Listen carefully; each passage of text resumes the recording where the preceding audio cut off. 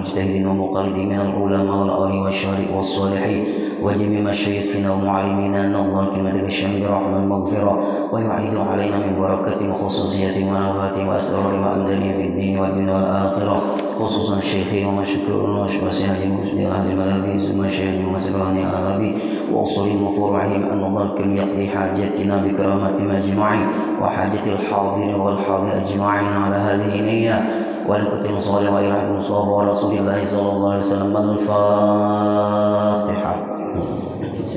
بسم الله الرحمن الرحيم.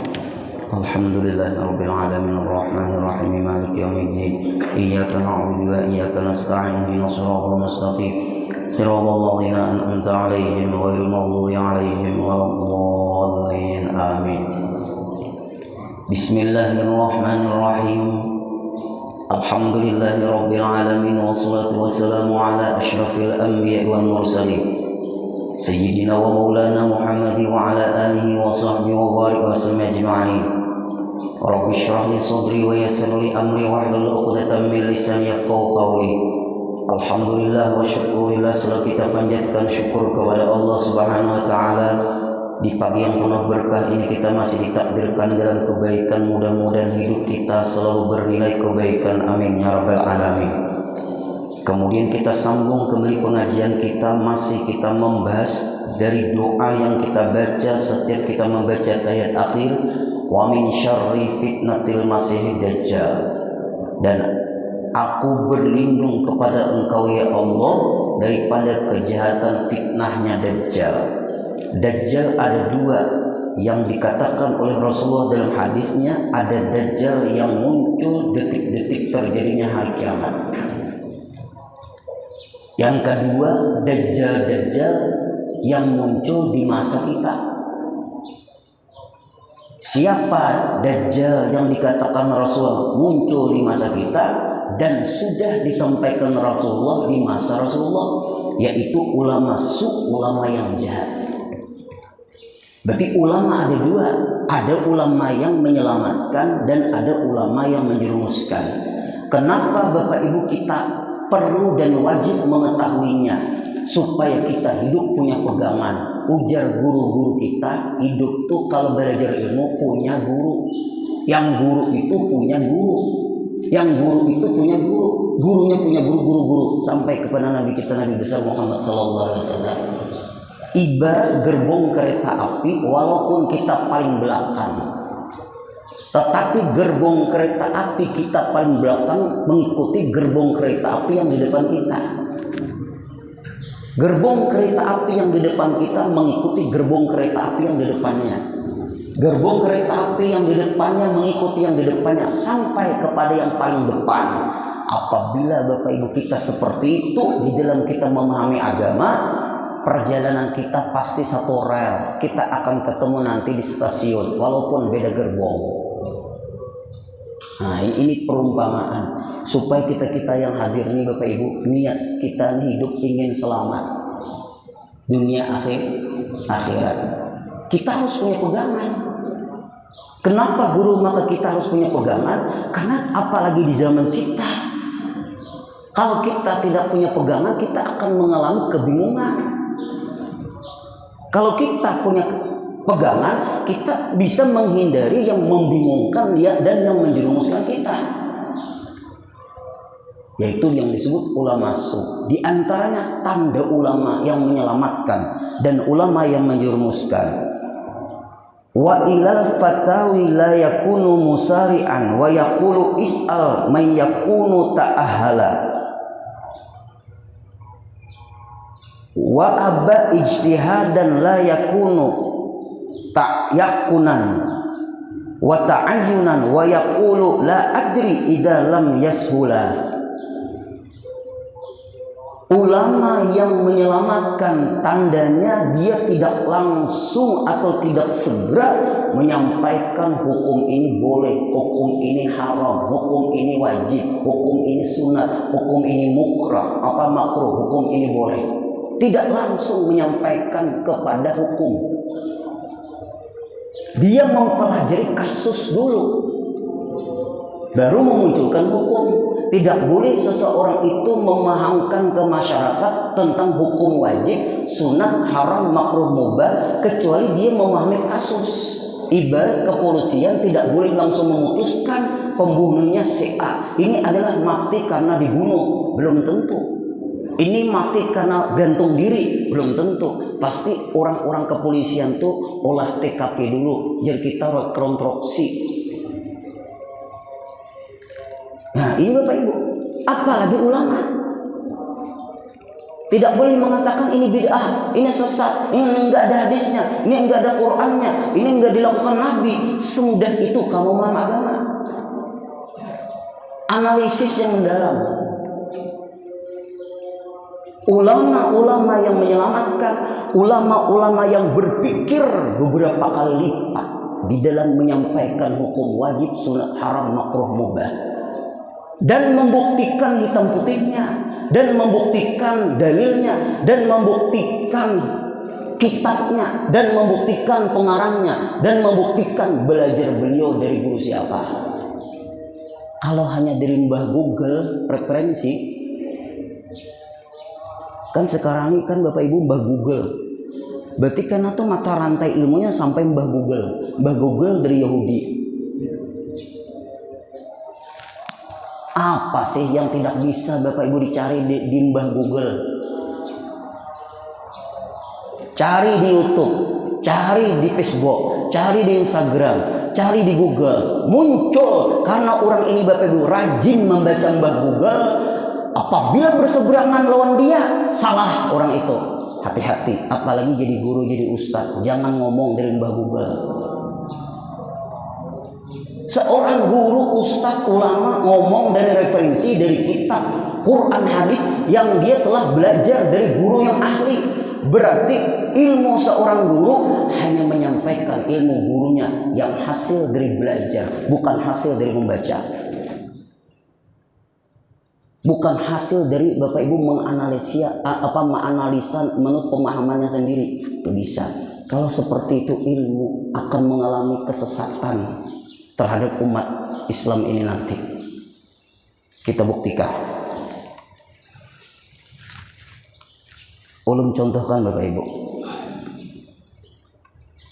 Ini cangkir berisi banyu. Kisah titik banyu kami. Banyu kami. Banyu kami itu apa guru? Air seni. Air kencing. Setetes aja. Ada kada banyu kami ini di dalam? Ada. Diulah kopi. Ngaranya banyu kopi. Banyu kaminya ada kada? Namanya banyu kopi. Banyu kaminya ada kada? Ada. Namanya beda kada? Beda. Banyu kaminya hilang kada? Ditambah lagi kopi susu. Banyu kaminya ada kada? Namanya beda kada? Walaupun namanya berbeda tidak menghilangkan banyu kami ada di situ. Diminum boleh kada?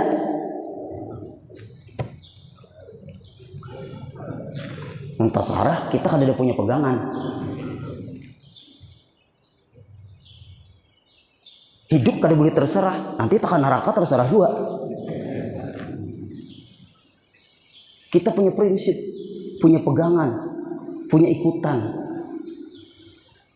Jangan orang Islam hidup tidak ada punya pegangan. Kita punya pegangan Quran dan hadis.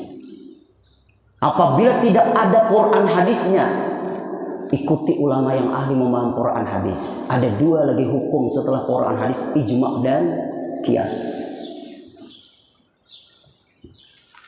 Darah setetes, ulang, darah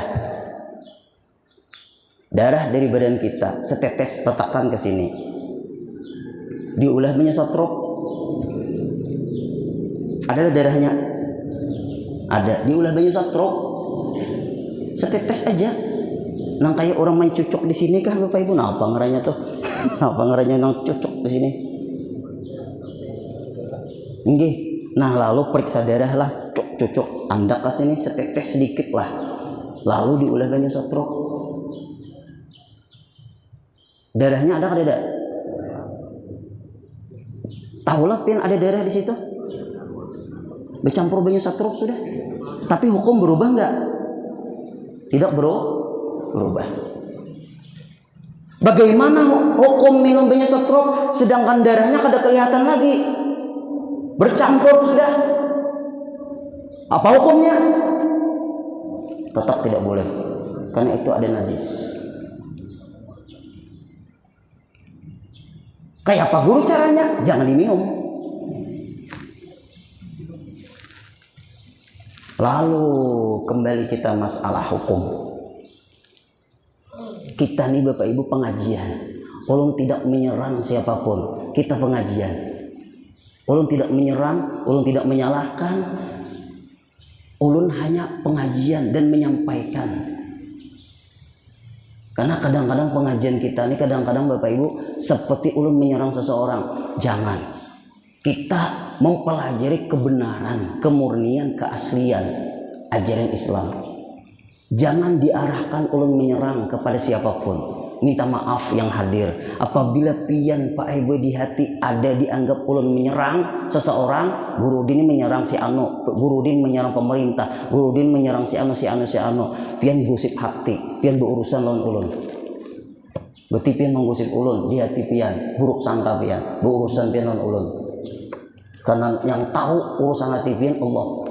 Ulun serahkan lawan Allah. Hati-hati Bapak Ibu. Jangan kita buruk sangka, kita membahas kebenaran. Apabila ada bermasalah, kitanya yang bermasalah, bukan kebenaran yang bermasalah. Karena kita hidup menghadapi kebenaran dan kita hidup ini menghadapi kemungkaran. Kita hidup menghadapi kebenaran, kita hidup menghadapi kesalahan. Kita hidup menghadapi nikmat, kita hidup menghadapi musibah. Kita hidup menghadapi pro, kita hidup menghadapi kontra. Itu pasti. Pro kontra itu pasti. Ulun guru kayak apa ya guru supaya pro aja orang semuanya lan ulun mati pian sampai itu orang. Selama kita dalam kebaikan pasti Bapak Ibu, tantangan itu pasti ada. Ulun tidak mengarahkan kepada siapa-siapa dan kita hanya murni mendalami pengajian pemahaman ajaran Islam supaya kita tujuan hidup hanya satu, keselamatan, keridhaan dunia akhirat. Mudah-mudahan amin. Kan masalah terus bergulir. Darurat. Orang sekarang ini mudah Bapak Ibu memaham kalimat darurat guru. Apa arti darurat? Nah, arti darurat itu ad-daruratu bulughu haddan illam yatanawalil mamnu'a halaka. Darurat itu apabila tidak dikerjakan maka halaka, mati. Belaka dikerjakan mati, meninggal dunia. Itu namanya darurat.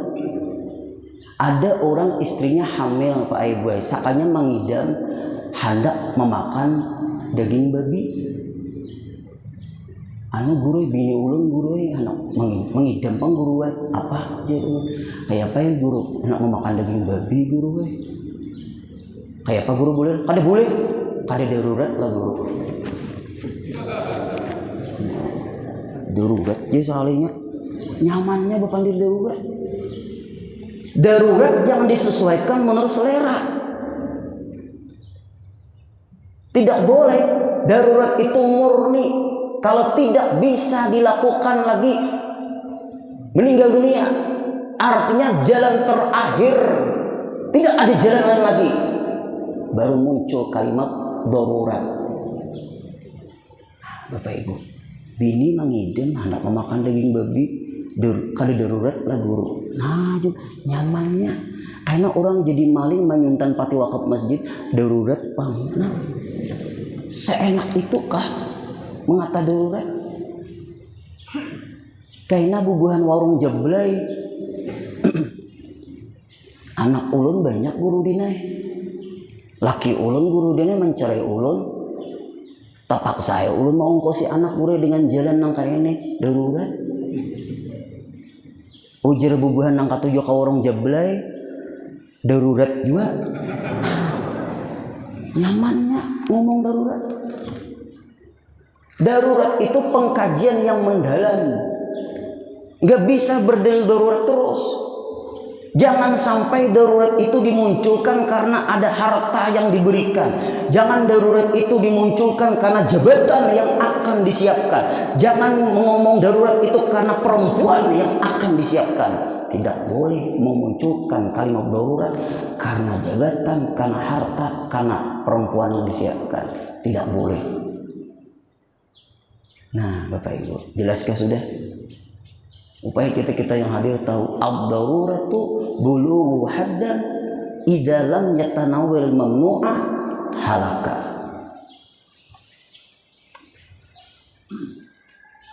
Wala mufirra minhu, dan tidak bisa lagi lari daripadanya kecuali harus dikerjakan.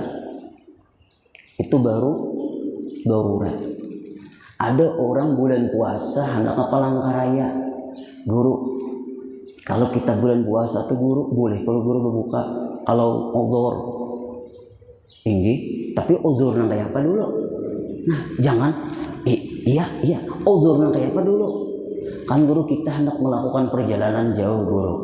Bolehlah guru berbuka. Uzur guru jar ulun berbuka tuh kainam kada tahan. Ini berbuka bedahulu hanya berangkat. Itu kalau Bapak Ibu mau hukum agama, enaknya adakan perjalanan dulu. Apabila tidak sanggup meneruskan perjalanan karena mabuk, karena kepala pusing, kalau diteruskan berbahaya, silakan berbuka. Di ketika itulah muncul darurat atau uzur. Ini hendak berangkat, kita makanan dulu hendak berangkat, pangan puasaan boleh aja berbuka puasa karena kita hendak mengadakan perjalanan sehat masih. Coba supaya cepat paham kita hadir. Apabila kada sanggup berdiri, boleh duduk sembahyang. Artinya kalau dipaksa berdiri bisa pingsan, bisa rabah. Diteruskan berdiri bisa rabah, akhirnya bisa pingsan. Maka boleh karena darurat boleh duduk. Mun kalawasan pang imam membaca ayat batis pina sakit berduduk kah? Itu darurat lah. Berarti sakit, tapi diteruskan kau aja. Tapi aja asal nyaman berduduk nah. Darurat kah? Itu ngaranya penguler. Itu namanya malas. Itu namanya berdalil uzur, berdalil darurat menurut selera. Agama ini bukan menurut selera. Agama ini ada punya ukuran darurat. Maka banyak benar Pak MPW ini darurat enaknya. Nah, inilah yang terjadi zaman kita lagi. Pohon mangga urang misalnya, atau pohon pisang, minta maaf lah. Nah, ulun contohkan kepian. Nah, pian menanam pohon pisang. Artinya pasti menanamnya di tanah pian. Nah, itu. Sakalinya buahnya ke pagar sebelah.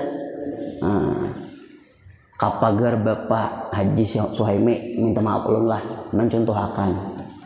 Buahnya ke sebelah pagar pian. Buahnya milik tanamannya milik pian. Itu kayak apa hukumnya tuh? Ujar Pak Haji Suhaimi, minta maaf ulun lah, karena buahnya kata tanahku, ampunku, udah mau. Hukumnya hukum akar. Di mana akarnya berada, tetap pemilik tanaman, walaupun buahnya kasabalat. Artinya kada kawapin langsung menabang itu pisang pian ambil. Kamana buahnya ya ampunku. Si ampun akar. Aku nama nanam, ikam lah nama motifnya. Kamana buahnya. Kamana rantingnya. Kamana daunnya? Maulah. Tetangga sabelah aja kapuhunan menyapui aja guru aja buahnya aja hukum ampun ulun karena buahnya banyak tak ke arah tanah ulun.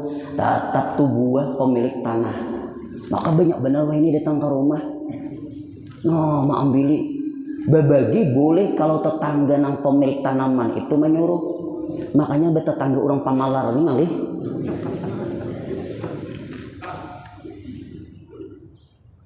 Dia boleh. Hukum kembali ke asal. Siapa yang menanam, di mana akar itu berada, itulah pemiliknya. Walaupun rantingnya ke rumah sebelah, daunnya berterbangan ke rumah sebelah, tetap kada boleh diambil buahnya itu. Kenapa? Karena buahnya itu pemilik si yang menanam. Walaupun semua buahnya tak teras sebelah. Mun tetangga pemilik itu orang bagus, kita sama-sama ayolah ambil dia pian.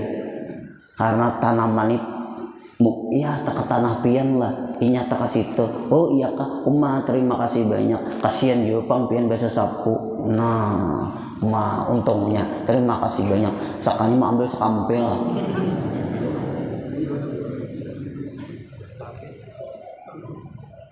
Nah, Bapak Ibu, maka banyak kamana buahnya pemilik tanah itu bukan pemiliknya kepada akar, karena sumbernya itu dari akar, bukan sumbernya hukum itu dari ranting, sumbernya itu buahnya condrong, enggak, kembali ke asal.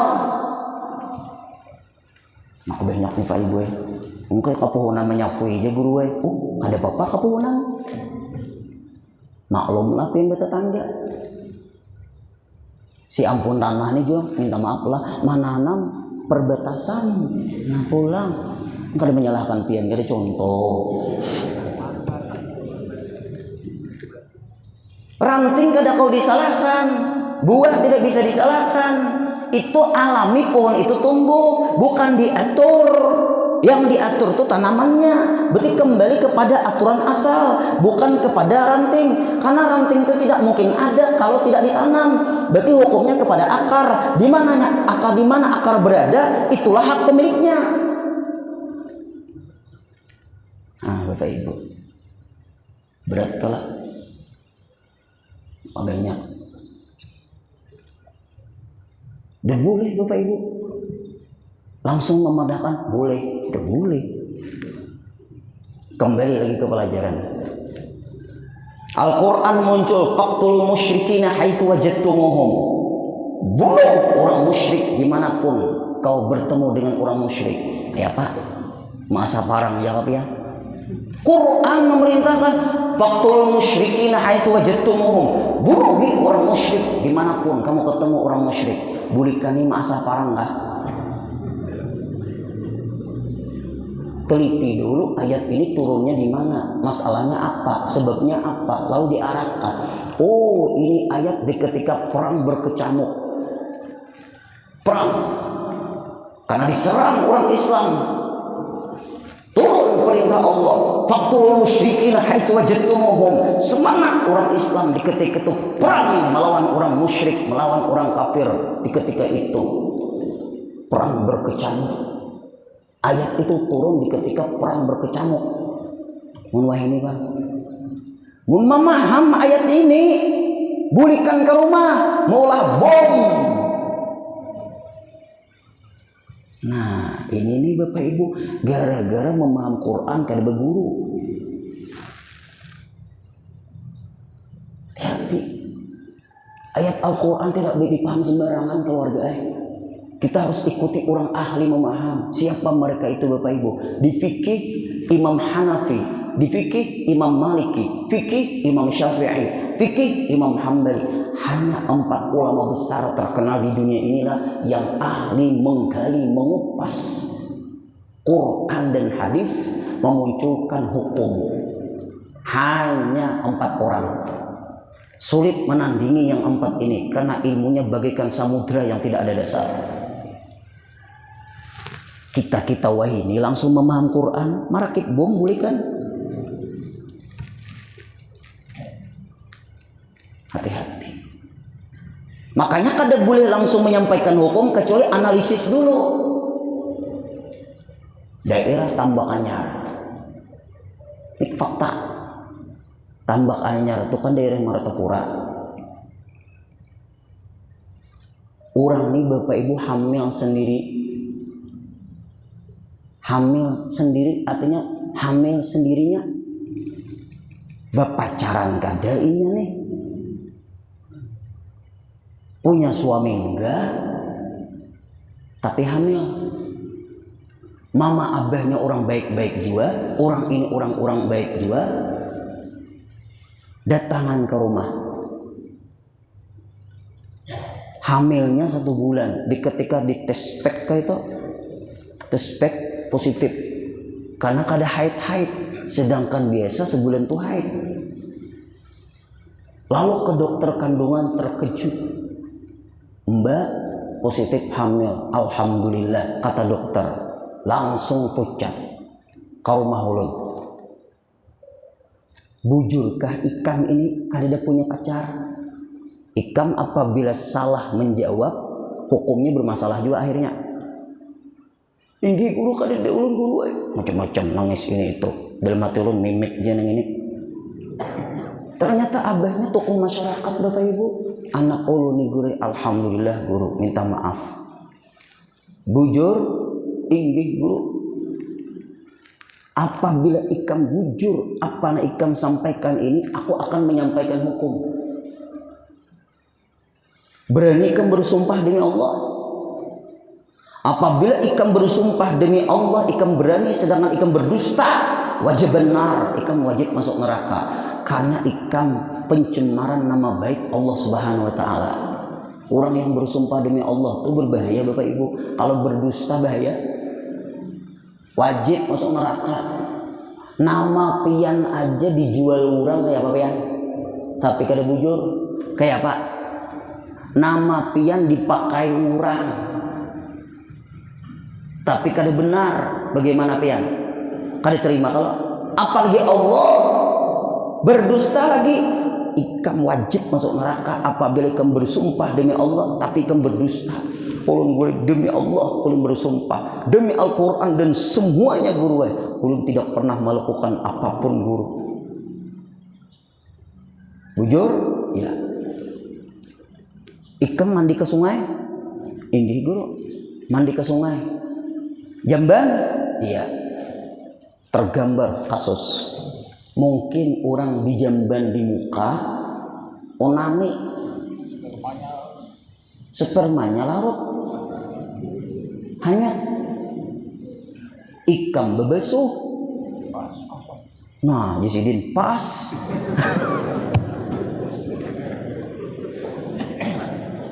Itu bisa terjadi itu kasusnya. Oh, bujur, hati-hatilah. Beisi anak bibinian keluargaan mandi di kolam renang, ada besalawar. Nah, kita ada tahu Bapak Ibu kejadian-kejadian seperti ini. Kalau begini kasusnya, Ikam mandi di sungai, lalu mungkin ada nang hanyut, lalu kebetulan waktu itu Ikam cebok, Ikam konsultasi lagi ke dokter. Kalau kasusnya seperti ini, bagaimana? Boleh digugurkan, boleh, karena sebulan. Tapi kasusnya kalau ini dari pacar Ikam, pembunuhan 2 kali lipat, dosa besar karena perzinahan, yang kedua pembunuhan. Tapi ini bukan dari kasus Ikam pacar Ikam, boleh enggak? Boleh, silahkan. Ikam konsultasi ke dokter, bisa diberi dokter obat-obat yang menghancurkan supaya jangan terjadi lagi janin itu. Dia akan keluar berbarengan dengan darah haidmu. Ini guru, terima kasih guru, macam-macam ini itu. Silahkan. Kasusmu harus kau sampaikan ke dokter. Dokter nggak sembarangan juga langsung percaya. Dokternya pulang dokter nambah iman. Minta maaf, kalau dokter kada beriman pang pulang, banyak orang nang hamil di luar nikah nang berpacaran. Nah, kalau dokter nang kada beriman, karena aku menggugurakan jadi dokter. Lalu ada namanya aborsi ilegal, iya kada? Nah, dokternya nambah iman. Kasus ini namanya Bapak Ibu. Baru kita tidak boleh menyampaikan hukum kecuali kita memahami kasus. Gak boleh hukumnya dimunculkan kalau kasusnya tidak dipahami. Tanda ulama-ulama yang seperti ini, ulama-ulama yang menyelamatkan, bukan ulama yang menjerumuskan asal berpandir hukum tapi tidak menganalisa kasus. Jelas? Nah, Bapak Ibu, inilah keadaan yang terjadi. Kita teruskan. Kemudian Bapak Ibu, karena ini kan kita nih malam ini nisfu, kita hidup ini jangan bermasalah kalau bisa. Kalau orang bermasalah dengan kita, itu urusan mereka dengan kita. Tapi ketika kita ada punya masalah dan kita dalam kebenaran tapi dipermasalahkan orang, kita hadapi. Jangan kita lari dari masalah. Masalah itu bukan dari kita, tapi dari orang, jadi kita bermasalah. Hadapi. Ulun netral, supaya kita hadir, jangan ikut-ikutan. Ulun Bapak Ibu rasa terkejutnya luar biasa di ketika seorang habaib ngomong, aku tidak ridho dunia akhirat. Berat. Seorang habaib ngomong, pian tahu aja semuanya, aku tidak ridho dunia akhirat. Kalau sudah seperti itu, dia dunianya sudah bermasalah, akhiratnya pun sudah bermasalah. Dia tidak bisa lagi lari dari dunia dan akhirat. Apabila sudah ngomong seperti itu, pasti terzolimi, pasti terfitnah, pasti tertipu. Contoh Bapak Ibu, ulun dibohongi seseorang, ulun difitnah seseorang, ulun dizalimi seseorang, ulun ngomong, aku tidak ridho dunia akhirat. Kita akan berurusan, dunia bermasalah, akhirat orang itu sudah bermasalah. Kebiasaan orang ngomong seperti itu kalau muncul dari mulutnya, aku tidak ridho dunia akhirat, di ketika itu terzolimi, di ketika itu terfitnah, di ketika itu dipermasalahkan yang sebenarnya tidak bermasalah. Andai kata ulun membohongi seseorang, minta maaf, ulun membohongi seseorang, apakah ulun ngomong bisa Bapak Ibu, ulun tidak ridho dunia akhirat? Bisa lah. Kalimat itu muncul kalau ulun membohongi seseorang. Bisa? Gak mungkin. Ulun membohongi seseorang, lalu kalimat itu muncul dari mulut ulun, aku tidak ridho dunia akhirat. Gak mungkin. Kenapa? Karena ulun membohongi seseorang. Tapi kalau ulun dibohongi seseorang, ulun muncul, aku tidak ridho dunia akhirat. Itu bisa terjadi. Jelas? Bermasalah sudah dunia akhirat. Ulun tidak mau ada masalah hidup ini Bapak Ibu. Nah, lalu ulun teringat, itu bermasalah sudah. Apabila orang itu ngomong seperti itu, bermasalah dia. Sampai aku laporkan kepada Geretuku, bahaya sudah. Bahaya sudah. Dah kawal Bapak Ibu. Apalah dunia ini paling banyak 70 tahun. Habis. Nah, lalu kita teringat sejarahnya Rasulullah. Wahsy itu pembunuh Sayyidina Umar bin Khattab. Bukan, pembunuh Sayyidina Hamzah. Di ketika perang Badar, menang orang Islam, Abu Sufyan wafat karena panglima pemimpin perang pamannya Rasulullah Sayyidina Hamzah. Hindun istrinya Abu Sufyan berencana, hai Wahsy, kau ahli menombak, kau ahli tombak, kau tugas bunuh Sayyidina Hamzah nanti ketika terjadi perang Uhud. Tugasmu hanya membunuh Sayyidina Hamzah, bagaimanapun caranya, yang penting bunuh. Wahsy tidak ikut berperang, tapi membidik Sayyidina Hamzah di ketika berkecamuk perang. Nah, dia tombak langsung kena kepada Sayyidina Hamzah. Gugurlah Sayyidina Hamzah di medan perang pamannya Rasulullah yang dikubur di Uhud. Hindun mencari mayatnya Sayyidina Hamzah, dibedah, diambil hatinya, dimakan, dikunyah. Penghinaan. Kabar berita sampai kepada Rasulullah. Sampai Rasulullah ngomong, keji keterlaluan. Kemudian Bapak Ibu, Islam berkembang. Kemudian Bapak Ibu, Wahsy ini ketakutan. Rasa perasaan bahasa kita kehantuan. Kan orang melakukan kesalahan tuh Bapak Ibu kada tenang. Bujuran tuh Bapak Ibu. Kita di dunia ini kalau kita melakukan kesalahan, kezaliman, kita tidak akan mengalami ketenangan. Dicabut Allah ketenangan. Wafat. Apa namanya itu? Masa itu Bapak Ibu, si Wahsy tadi, Sayyidina Hamzah wafat, dimakamkan di Uhud. Rasulullah tahu yang membunuh Hamzah ini Wahsy, tahu. Tidak berapa lama Wahsy menemui Rasulullah. Masuk Islam. Diterima oleh Rasulullah. Diucapkan syahadat oleh Rasulullah.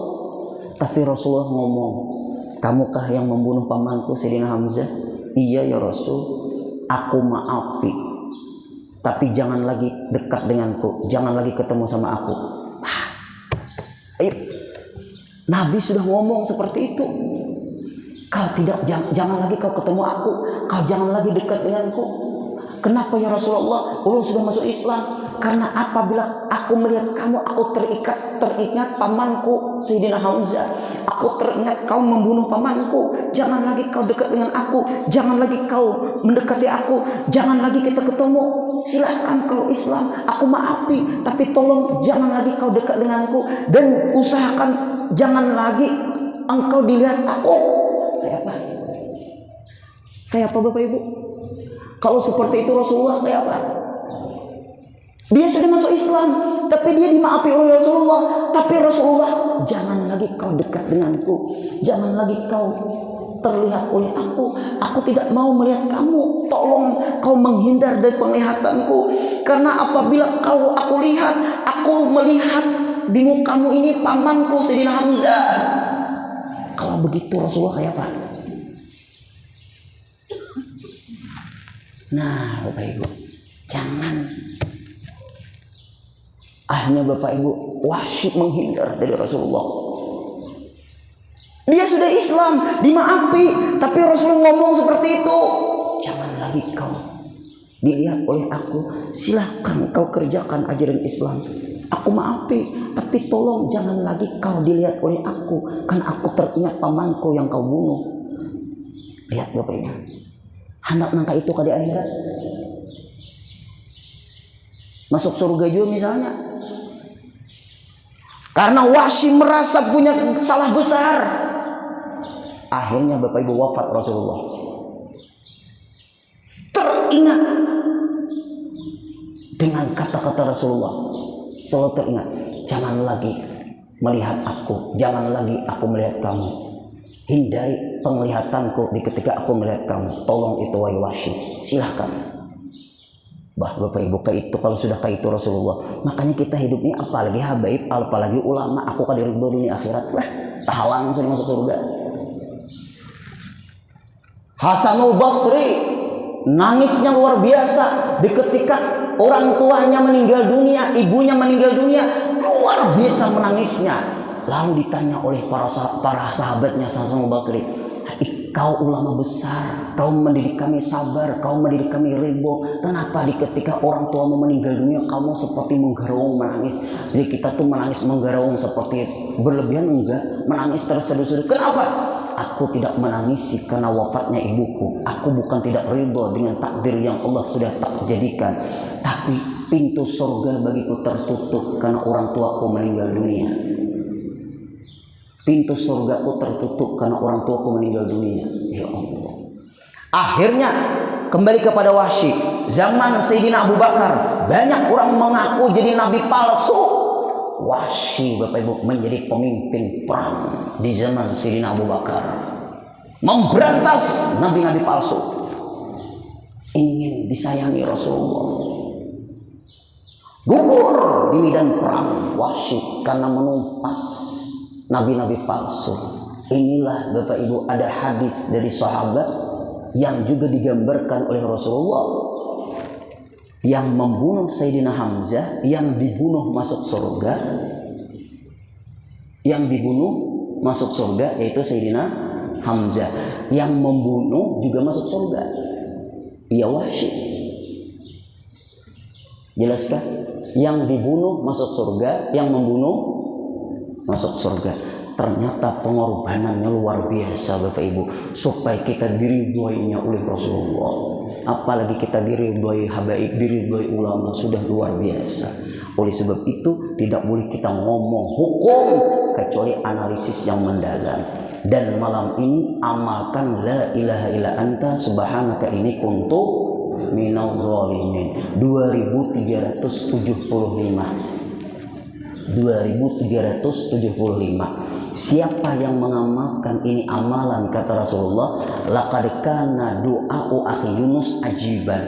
Sungguh hebat amalan Nabi Yunus ini. Awalnya adalah zikir la ilaha illa anta, wa awsatuhu tasbih, di pertengahnya tasbih subhanaka, wa akhir iqraru bidzambi, di akhirnya pengakuan banyak punya dosa. Kita lengkap ketiganya nih Bapak Ibu. Jangan terpengaruh lawan orang kada dalilnya tuh desa kada pak amal. Orang kada pak amal desa seperti itu. Ada hadisnya, ada dalilnya, Nabi kada pernah melakukan. HP kan kada ada juga zaman Nabi. Nih gara-gara direkam nih Bapak Ibu, lalu tersebar kemana-mana, jadi kebaikan Bapak Ibu. Kita menyampaikan kebenaran, ngapain takut disebarkan? Nah lalu Bapak Ibu amalkan caranya. La ilaha illa anta subhanaka inni kuntu minaz zalimin. Jangan sampai la ilaha illa anta subhanaka inni kuntu minaz zalimin. Bah, sekali membaca 10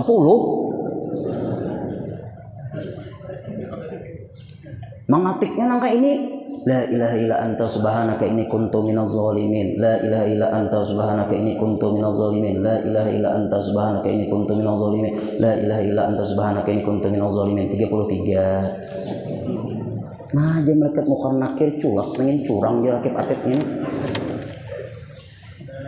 Atau nang tasbih bakatik la ilaha illa anta subhanaka inni kuntu minaz zalimin bujuh-bujuh. Itu kehebatan, itu amalan, apalagi di malam nisfu takunu amanan minal balaya wal auham. Allah akan berikan ketenangan, kesentosaan, ketentraman dari bala dan sakit hati selama setahunan. Diamalkan malam nisfu. Setelah bubar Bapak Ibu, ayo aja lagi pian, silahkan waktu bubar itu nah, waktu di jalan baca Bapak Ibu itu. Karena sampai 100 coret, karena sampai 100 mengupe dahulu, kada apa-apa. Sampai 100 makan dahulu, sampai 100 makan lagi. Wah apa tumpung? Sarumahan maamalakan, jangan gotong royong. 2 jam setengah lah kurang lebih Bapak Ibu tuntung. Ayo aja Pak Ibu sambil melihat TV, sambil berhunjur, tidak apa-apa. Usahakan sebelum azan subuh selesai. 2 jam kurang lebih. Hebat ini amalan. Apapun permasalahan hidup dimudahkan oleh Allah. Itu kehebatannya ini amalan. Malam nisfu. Kalau sembahyang hajat sudah, yasinan tuh sudah, juga baca yasin kan sudah. Kemudian sembahyang tasbih itu jangan kada tuntung. Bujuran, jangan gotong royong. Ikam abah nyala, maaf ibu-ibu nang di balik dinding. Ikam abah nyala 100, ikam naklah 100, ikam minantu kolah 100, ikam 100. Mama berapa? 75 aja. Akal ngarannya. Malam ini Bapak Ibu, kita amalan yaitu membaca itu. Nang lain tuh terserah lagi amalan-amalan nang lain. Yang penting itu dahulu 2 jam lah kurang lebih tuntung. Ulun mendoakan pian malam ini, mudah semua hajat kita dikabulkan oleh Allah, nang sulit dihilangkan oleh Allah, dan dimudahkan dalam hidup ini, dan kita selalu dalam ridhonya Allah. Ulun doakan ulun.